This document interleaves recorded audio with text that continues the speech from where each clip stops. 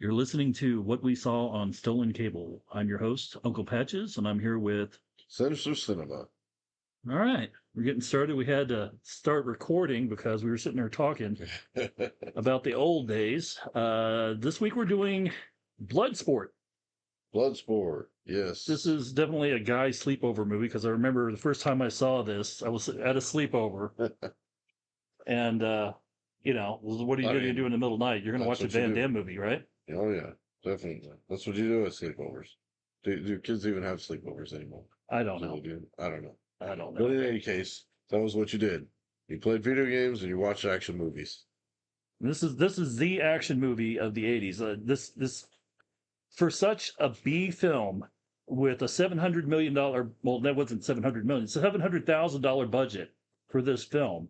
It is highly influential with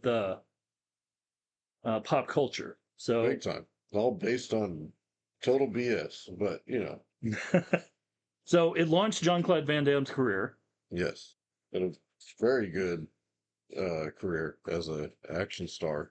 Yeah, it's one of the better tournament-style martial arts movies that are out. Was out in the time period, right? Oh, for sure. Yes. It literally inspired Street Fighter and Mortal Kombat. Yes, and actually, a lot of the personality and the moves from Johnny Cage came from this movie. Well, I mean, just Jean-Claude Van Damme. Van Damme in general, yeah. They've even got a Mortal Kombat movie coming out here this summer. Yes, which is starring Johnny Cage. Johnny Cage is the main character, doing all the Van Damme moves. It looks like. Yeah, it looks like it from the trailers so far. And it looks like the Mortal Kombat movie that everyone has been wanting for a long time. So that's something to look forward to. Yeah, I mean, you never can tell, though. But... Yeah. Sometimes. But we got a couple of legends here. We got Jean-Claude Van Damme, and then we got Bolo Yeung. Yeah. Bolo Yeung. Yeah. Yeah, he is a legend in kung fu films. Yes, he's always kind of in I guess supporting role. Well, he's usually the main villain or one of the main villains. He's the main henchman. Yeah. Yes. And what was the first movie we all saw him in? First one I remember seeing him in was Enter the Dragon. Enter the Dragon with Bruce Lee. Yes. Guy's a legend. He acts entirely with his face and his movements, and it's amazing. He rarely has any kind of lines, any dialogue. Yeah, the guy's scary.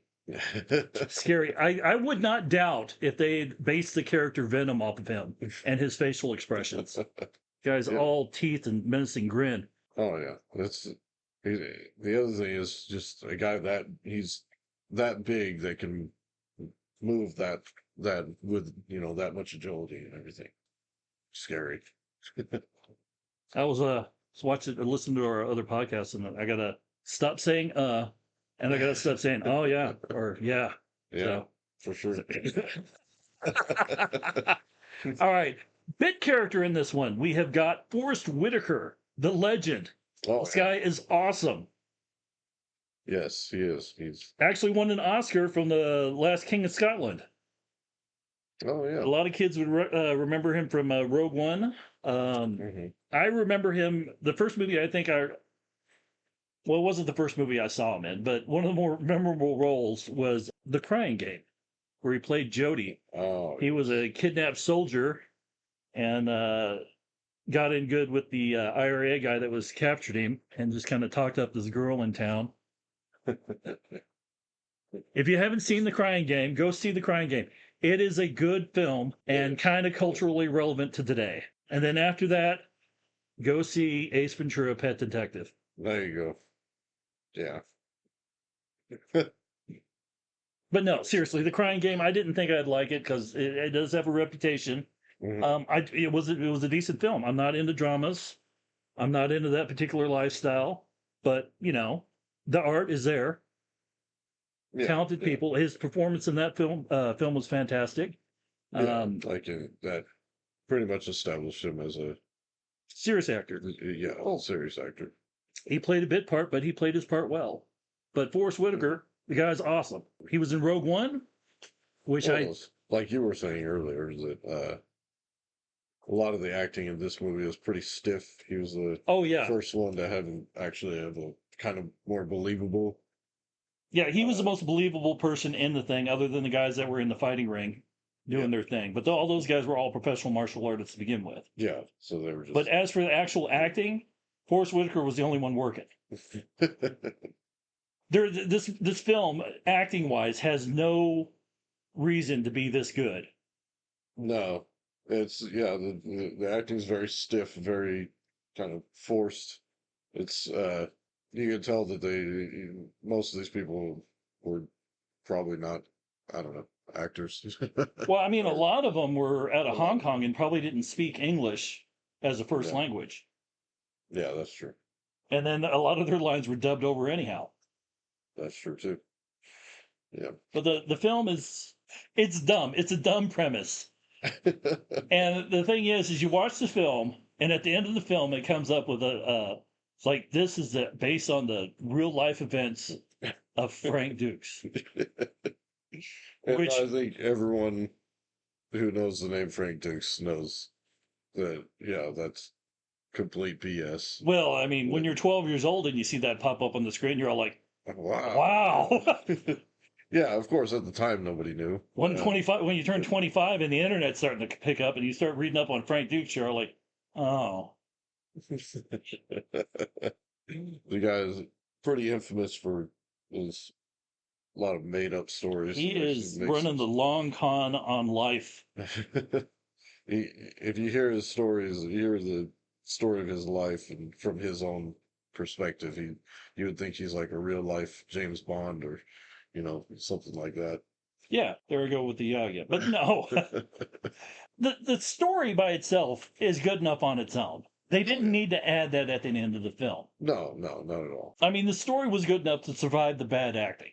For sure. But, of course, this is, action movies were usually known to, have some pretty bad acting. Yeah, They just relied on, the effects and the action yeah, to, yeah, justify the yeah. budget. I'll be cutting out a lot of yes. All right. So we were watching the film just now, and I didn't realize. I think this is the most montage-heavy film. Oh yeah, it's very 80s, very montagey. So we've got the first training montage with Tanaka, his stepfather or his adopted father, well, his father figure. That was at the beginning. The day one of the fighting tournament, there are two montages of fights. So Yes, they do a montage, and then Frank fights, and then they do another montage after that. On day two, which I think the fighting montages are justified. I mean, come on, that's what you were there to see. yes. Yeah, so Well, oddly enough, I was seeing in the film notes that I came up with that the film was unreleasable. It was terrible until they actually recut the film. oh really? Yeah. And added in more the Well, I fighting think scenes. I think cutting down the fighting scenes to montages is what saved it. Oh, okay. Yeah, I guess I could, make the runtime a lot longer if they showed more of the full fights. So you've got day two fighting montage. You got the sand in the face montage of him doing the flashback montage of him training. Mhm. I mean, that's what, five montages in one film? It's yeah, I think so. It was a lot. Oh, you were talking about Johnny Cage moves earlier. Oh yeah, so yeah, the split punch, the The split, split punch to the crotch. yeah, that's a famous move for Johnny Cage. I got a eh, special note here to bring it up. Cock knocker. that's it's a good name for it.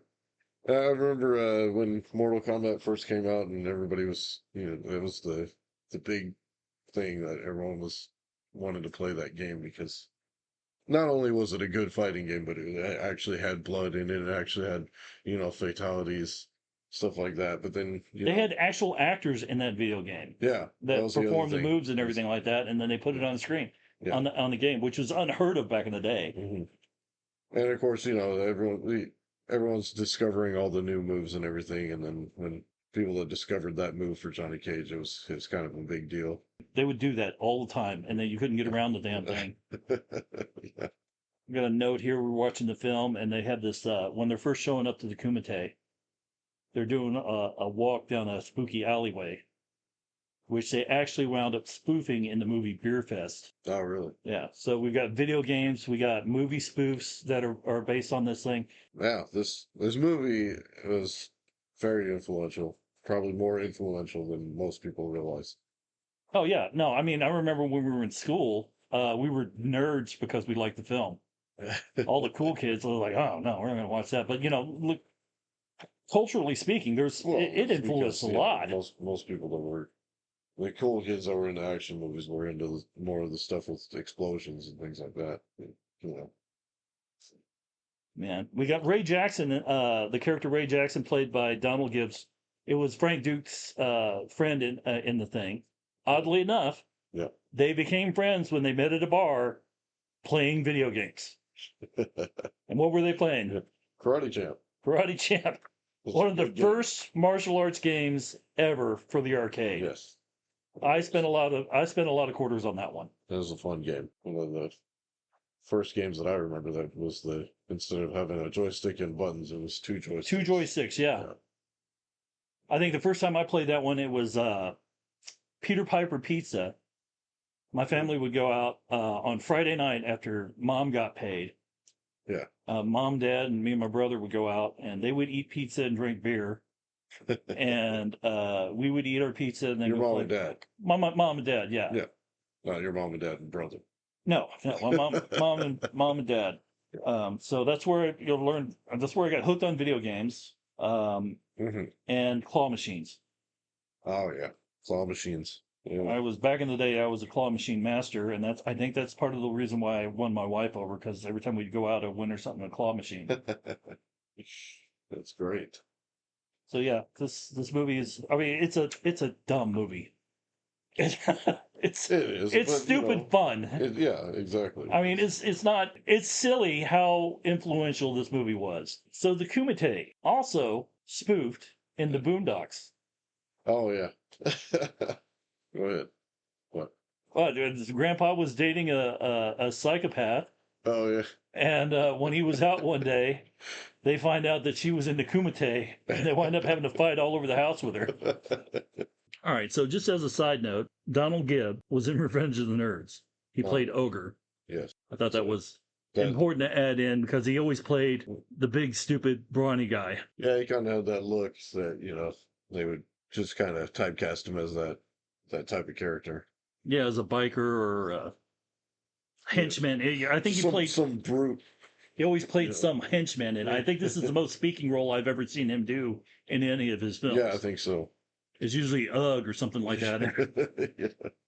Usually just a series of grunts and groans, and just him staring down somebody. The other supporting characters, they don't have a lot. There are a lot of bit actors that you remember from old Hong Kong films. That's true. Correct. We got the character Senzo Tanaka, which oddly enough, he played a pivotal role at the beginning of Indiana Jones and the Temple of Doom. Oh yeah. Yeah, where he played the guy he was buying a diamond from, right? Yes, I think so. And then he winds up poisoning Indiana Jones, and then there's a whole fight and everything on it. Yeah, the whole scene in the restaurant with it was in the restaurant, right? Well, it was a club. It was a nightclub. Yeah, yes. Yeah, it was an old 40s nightclub, 30s nightclub. Yeah, where he's kind of trying to get the antidote and. Yeah, and he's trying to get the antidote. They had old Willie. I can't remember what her name was. Willie Scott or something like that is what her stage name was. But that was played by the woman that would wind up marrying Steven Spielberg. Oh, I wonder how she got her part. And then the big villain of the film, Chong Li. Chong Li. Yeah. Sounds an awful lot like Chung Li. Yeah. A fighter from Street Fighter. I wonder if that, name was the inspiration for that. Name of that character, which it probably was. Oh, okay. So played by Bolo Yeung, which we went over already. A very typecast kind of role for him as well. Pretty much the role that he played in all his movies. Well, it was like I was saying earlier. I mean, how many guys tried to break out of their stereotype role and then never worked again? Yeah. So I mean, he did what worked for him. You want to make money in Hollywood, you got to stick with what makes money. I mean, very few people break out of that role. I mean, you had Mark Hamill break out of the hero role when he played the Joker in the Batman Yeah. animated series. Well, he kind of had to go to switch over to voice acting. Voice acting, that way you couldn't see his face, because seeing his face would literally pull you out of the part. Because he did he played a villain in the live action Flash TV series from the 90s. Yeah. The Trickster.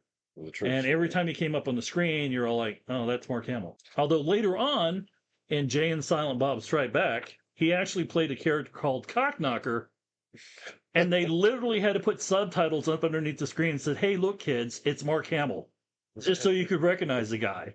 Yeah. And here we are again, back to the Cockknocker. I mean, comes back up, you know. Let's see. So the reporter. Yeah, I mean, So, she's a poor representation of women in film, I think. This was a very 80s movie, you know, and her character is kind of illustrates that. She was. I mean, the girl was beautiful. Yes, but it was just a. Janice Kent was her name. Yeah. Oh no, Janice Kent was the character. Leah Aries was her name. Yes. And I don't remember her from anything else. No, I don't really remember her from anything else either. But yeah, this was a very, I guess, stereotypical role for a woman to play in, you know, in an 80s movie. But yeah, I mean, she was literally a damsel in distress in a couple of scenes in the film. And very unnecessarily also. You know, the whole character was pretty unnecessary. She put herself in the situation and then, you know, was kind of worried about everything, even though, you know, she went there to find out more about this mythical event. I mean, she went in as a reporter to find out about the Kumite, and then immediately tried to hook up with every guy around her. Every single one to get access to the Kumite. Which I guess, you know, what does that say about Jean-Claude's character? You know, Frank Dux, is that, you know, she's hooking up with all these different guys just to try to get into the event, and then she ends up hooking up with him and actually catches feelings. Yes. Well, I mean, Jean-Claude's character, Frank Dux, in this is a very Frank Dux thing, because he is constantly showing off in the entire film. Yeah. He starts off every with chance he gets. Yeah. So what scenes we got with him showing off? I mean, he comes in and he beats his buddy at the video game. Yeah. Which, let me add, he shows up, never seen this guy before. They play video games, and then they're like 12-year-olds, they're the bestest friends ever. Yeah, best buddies after that. All right, and then there's a scene where she's in trouble with the Middle Eastern guys. Yes. And he shows up. They can't fight outside of the tournament. Yeah, they'll be disqualified for the tournament if they are caught fighting. Caught fighting. Or talk. Yeah. Well, that's another thing about the film. Yeah. You're not supposed to talk about the Kumite. Yeah. Like, first rule of Kumite, you don't talk about the Kumite. And then everybody outside the Kumite is talking about the Kumite. Yeah. It's supposed to be this event that, you know, is underground. No one's supposed to know about it, but it seems like everyone knows about it. Except for the reporter. And she can't get in. Yeah. But anyhow, she's in distress. She doesn't want to go back to the room with the Middle Eastern guys. Because there's like a group of them. Yeah, there's like 3 guys. I guess she's okay one-on-one, but, you know, when it's a party, it's like, hey, hold on. I didn't sign up for this. It's a weak female plot. I don't like it. I don't agree with it. I mean, we talked about Sarah Connor in Terminator. Sure, her character was awesome. Yes, definitely. Anyhow, so Frank shows up and he says, well, we can't fight outside the Kumite. And so he winds up doing a trick where he swaps a coin in the guy's hand before he even has a chance to close it. Mm-hmm. I think the only thing they didn't do with her was have her make him a sandwich after, you know, they woke up. Oh, God. in the bed together. Yeah.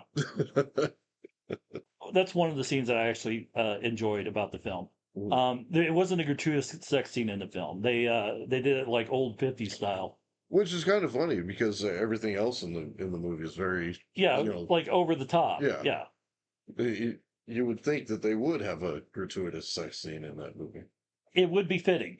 It would be fitting for with the rest of the movie, I mean, definitely. so the ones that strike me, the Sarah Connor sex scene in Terminator. I mean, they could have just implied what had happened. Yeah, And true. the love scene in Highlander. I mean, but the scene in Terminator makes sense because of the fact that She winds up pregnant. yeah, exactly. But we didn't have to see the whole thing acted out. It didn't. It was kind of a unnecessary scene, but at the same time, the scene did make sense. Oh, the director that does all the really bad horror films. Really bad horror films. Yeah, Toxic Avenger. Oh, you talking about the trauma films? Yeah. With Lloyd Kaufman? No, it wasn't Lloyd Kaufman, but that is the guy I was thinking of. But it wasn't Lloyd Kaufman. No, okay. Shoot. Oh man, you're gonna get us going down the trauma rabbit hole. No, there was another a guy that did a bunch of horror films back in the day, and I was watching.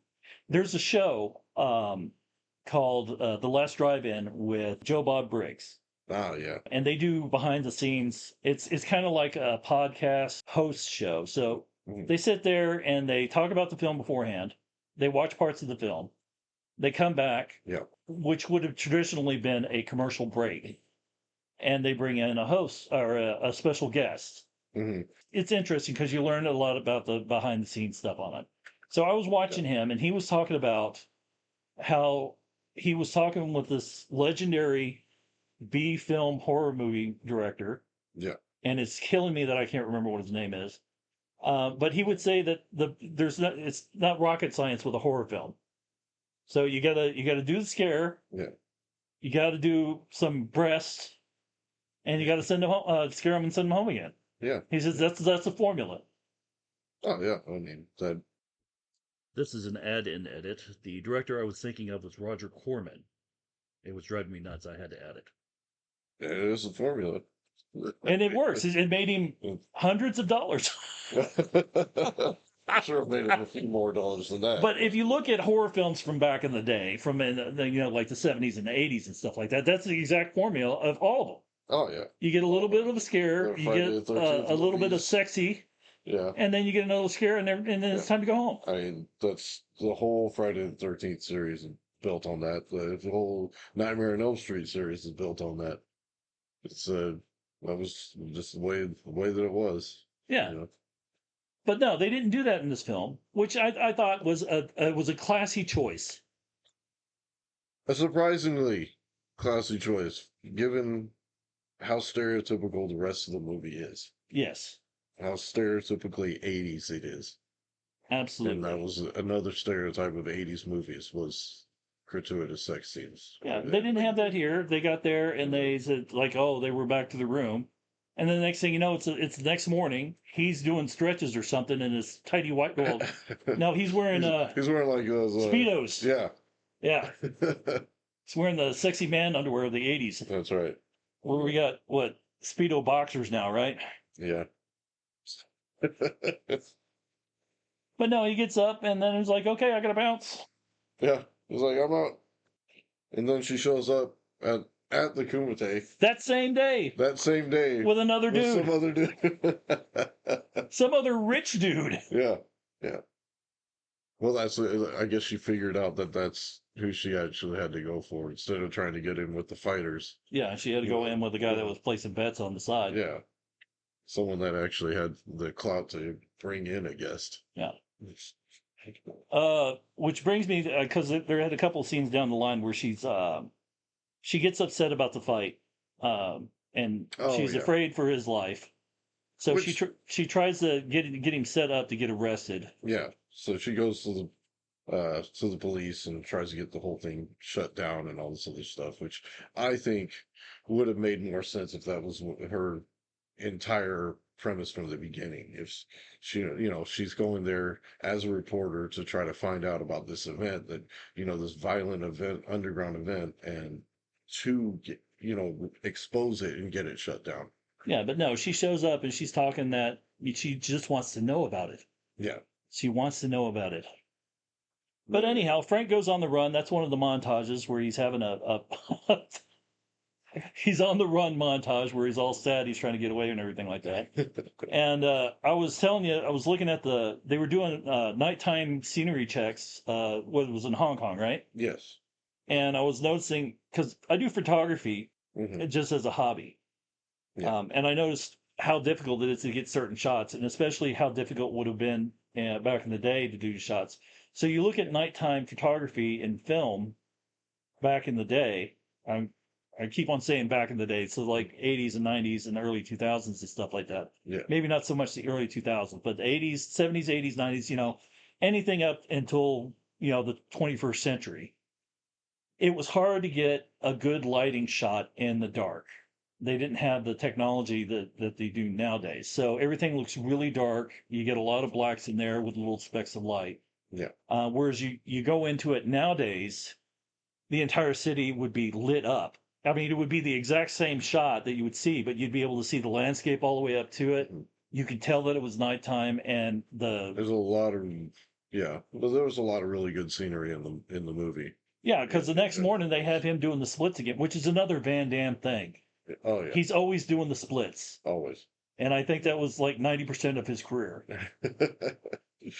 But he's doing the splits at a temple somewhere that's overlooking the city. And the shot is fantastic. It is. It's beautiful. Absolutely beautiful.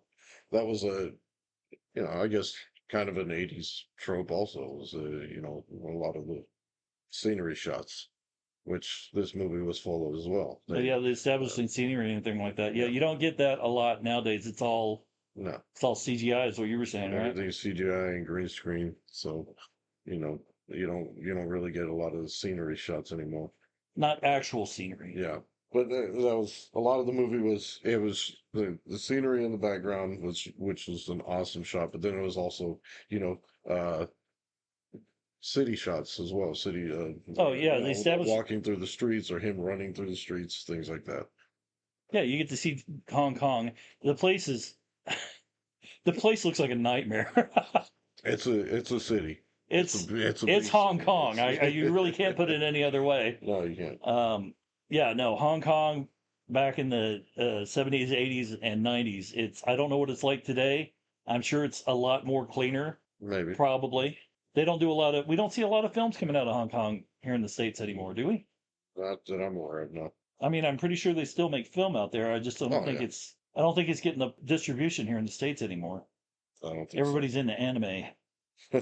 Okay, so what else? Oh, the final fight scene. Final fights? Yeah. So leading up to the final fight, we got his buddy, Jackson. Well, let's talk about the martial arts in this film. Okay. I got here in my notes, it represents kickboxing. Saw Muay Thai. You saw some Muay Thai in there. I saw some Brazilian Jiu-Jitsu. Yeah. In there in a little bit. We had there's karate, there's taekwondo. I mean, yeah, it was well represented. And there was even sumo and Wing Chun. A lot of different fighting styles. This is way before MMA. That's another thing. It probably inspired MMA. More than likely, yeah. We can't say for sure, but we're like 99.99% that MMA wouldn't be a thing without this freaking film. Yeah. Like I said, we loved the film back in the day. You had the cool kids back in the day that just kind of brushed it off, but they were watching it. They were just too cool to freaking talk about it at school. Too cool to admit it, I guess, yeah. They liked something so dumb. Yeah. They liked something that didn't have a lot of explosions and stuff like that in it. In any case, the fighting styles and then the fighting moves. We talked about the split punch. What about the windmill kick? Yeah. Oh yeah. Windmill kick. That was another classic move there. The jumping side kick that he used to do? Oh yeah. It's really good. But what about the death touch? Oh, the death touch. The dim mak.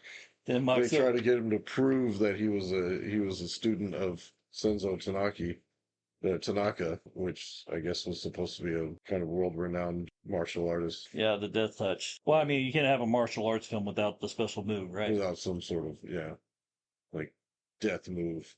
And you can always tell when he was going to do it in this film because he got the craziest bulging-eyed look on his face. and his best Arnold Schwarzenegger impersonation of a scream. Ah! But yeah, I mean, we go into the he does first round, does really good, knocks the guy out, and of course Yeah. it's another Frank Dux thing where you got to show off. He just couldn't knock the guy out. He had to break the world record. Oh yeah, he had to couldn't just knock the guy out quick. He had to knock him out and set a record doing it. Not only that, he broke the record of the villain. Yeah. So it's So one that strike also, against him there. so yeah, that put him on his radar immediately. Is that he breaks the villain's record that he just set. So we go through a couple montages. He's doing real good. His buddy's doing real good. Day two rolls around. Yeah. And his buddy's cocky, and he goes out in the ring against Bolo Yeung and knocks him down, and then starts trying to hype up the crowd because he thinks he's won. Yeah, he thinks he's got him, and because he gave him a few good hits, drew blood, so you got to give him Knocked him to credit the for that. ground. They didn't just have him go in there as complete cannon fodder.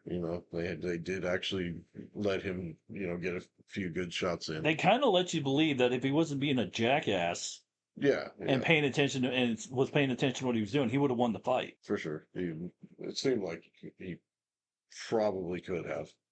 I mean, because Even though they never really showed him to have like that much of a real no, he was fighting pure style. power through the entire Yeah, thing. it Which, was just from what I understand, the first MMA bout was just all holds, no classes or anything like that, right? yeah. So what did they find out? You needed weight classes because You it needed didn't matter weight what size classes you and were. you needed some sort of rules. There was you I think in the early days of UFC there was a lot of groin punches and things like that, which they had to kind of Well, not only that, I mean, you get a guy that's, like 120 pounds yeah. who may be an expert in his particular field, Mhm. goes up against a guy that's, 280 pounds, pure muscle and everything like that. Yeah. He just couldn't hold his own against it. I mean, it was blatantly obvious. And when you saw that in this too, because he didn't have the strength. He didn't have the technique. He was a brawler. Yeah. He was big time brawler. He was I guess you say like a street fighter. Yeah. He didn't really have a lot of technique. It was just pure power. It was just, he pounded people down into submission. Which you could do that because the guy's like 6'4", right? Oh, yeah. He was a big guy. He was 6'4", but, really stocky as well. We're talking about the character Jackson, played by Donald Gibb. Yes. I know we've been bouncing around quite a bit, so I Yeah. figured I'd just bring back to that. But no, I mean, he does good, and then Yeah. he gets cocky, and then almost dies because the guy knocks him down to the ground. And at this point, he's setting examples for everybody, and he Yeah. kicks him in the head. So he winds up in the hospital. Frank Dux goes to see him. The female lead is like, "Oh no, you guys need to stop. Somebody's gonna die." Yeah, they know there's gonna be somebody who's gonna die. Yeah, That's why they're the there. whole point. Yeah. Prove yourself. So that's another inspiration for the character Frank Dux. Is he's got to go in there and prove it. But when he gets knocked down, Bolo Yeung takes his Harley Davidson. It's a little bandana or whatever it was. So he takes his Harley Davidson bandana, and actually on day 3 when they're doing the final fights, he takes that bandana and he ties it onto his leg just to taunt Frank. Yeah. Just he was holding it up after, it's sort of like a little trophy after he beat Jackson and so and Frank was there trying to get it back for him and he was kind of holding it, playing keep away with it. Taunting him. And Yeah. then he wound up wearing it in the final fight. And then, final fight, we get into Yes. So another thing that you see that I have no doubt this is exactly where this came from. But King of the Hill, oh yeah. Dale and his pocket sand Pocket sand. as a fighting technique. Yeah. Because Frank Dux gets hit with the pocket sand and is blinded in the final fight. It's not exactly pocket sand, but you got the premise. It was some something that It was some kind of drug that was supposed to blinded blind him. him. So, yeah. Got thrown in his face. Pocket sand. Can't see that scene without thinking pocket sand. Yeah. After King of the Hill. We get in and there's freaking doing an all-out fight scene there at the end. He can't see nothing, which is a common trope in martial arts films. The hero gets blinded, and then he's got to fight blind, and then you got to do the montage about him training to fight blind. It's go back to the early days of his training, and you see him fighting blindfolded, things like that. But Van Damme is all in on this bit. Oh yeah, because he's got bulging eyes and he's screaming like a maniac. It's all in slow motion.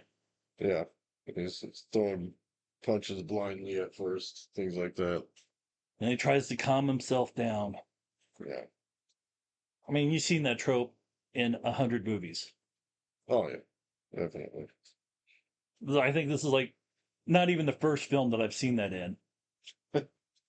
But Van Damme actually does it pretty good.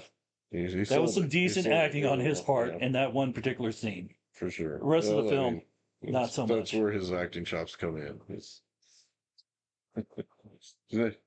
not too good in speaking roles and things like that, but when it comes to action, he's got it. Well, he had Time Cop. Yeah. I think the Time Cop is the peak of his career. I think that was the best film that I've seen him in. Probably, yeah. Actually, one of the highest budget movies and one of the most commercially accessible movies. That's probably why. Yeah. So other than that, like his movies were kind of like those throwaway kind of B-rated action films. All right, correct me if I'm wrong. Oh. Yes. So we're back. We had a half an hour conversation about how wrong I was. Yeah. Totally wrong. Totally wrong. Totally wrong. So back to the film. I mean, what we left off with Time Cop. We were talking about Time Cop and yes.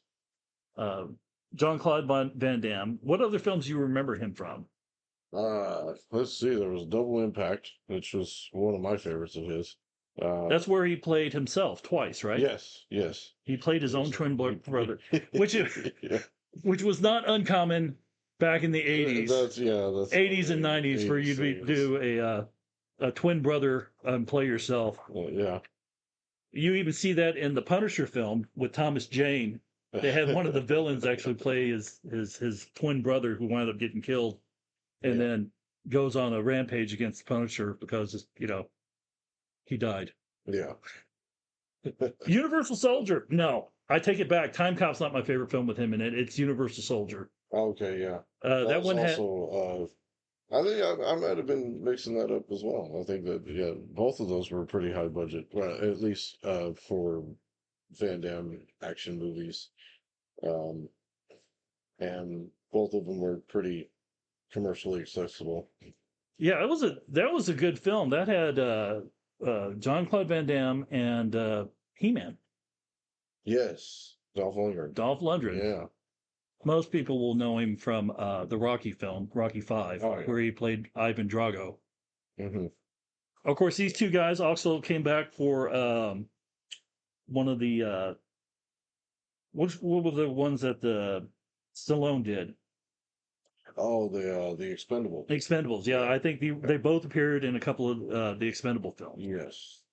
But then again, everybody from the action films from the 80s and 90s showed up, and that was kind of the whole point of those films, right? Definitely, yeah. So another notable movie was Kickboxer, which was similar to this one. Yeah, Kickboxer. I can't even remember that one. I remember some of it, and I might be mixing it up with what was that other one he was in? Lionheart. Lionheart, I remember that one. Okay, he played a hobo. Okay, no, I'm not. So Kickboxer is kind of the same thing. But I think instead of going and meeting up with some random dude and becoming best buddies with him, he goes over there with his brother. Does his brother die? And his brother dies. Yeah. Yeah, that sounds about So I don't remember the film, but I understand the plot. Yeah. Lionheart was an interesting one. That was a class warfare one where he gets paid to fight for rich people. Ah, okay. And then another one was Hard Target, had a very similar theme. Yes, Hard Target. That was a good one. They actually kind of did a soft remake of that one. Really? Yeah, I think it was called The Hunt. Wow. Okay. Where rich people gather up a bunch of their political opponents, and then they bring them out in the middle of nowhere, and then just wind up killing them. But yeah, Hard Target was the first time that I've seen that particular thing done. Well, at this point, we're kind of rambling on, but I mean, there's a lot we. So all in all, very enjoyable film. Even if it is a little cheesy and a little. It's stupid fun film, and it's ridiculous the cultural impact that this film has had. Yes, definitely. But I know I enjoyed it. It's a rewatchable film. You got to take it with a grain of salt when you're older, but for sure, it's for fun. But I guess we're going to wrap it up. But like we've done with the other podcasts, and I can't express this enough, we're not affiliated with any of these nonprofits that we represent. We just think it's a good thing to make these things aware. Because I looked it up. I asked an AI, and it's like, hey, I'm doing this podcast on Bloodsport. What would be a good nonprofit tie-in? And it brought up a nonprofit that I have never heard of.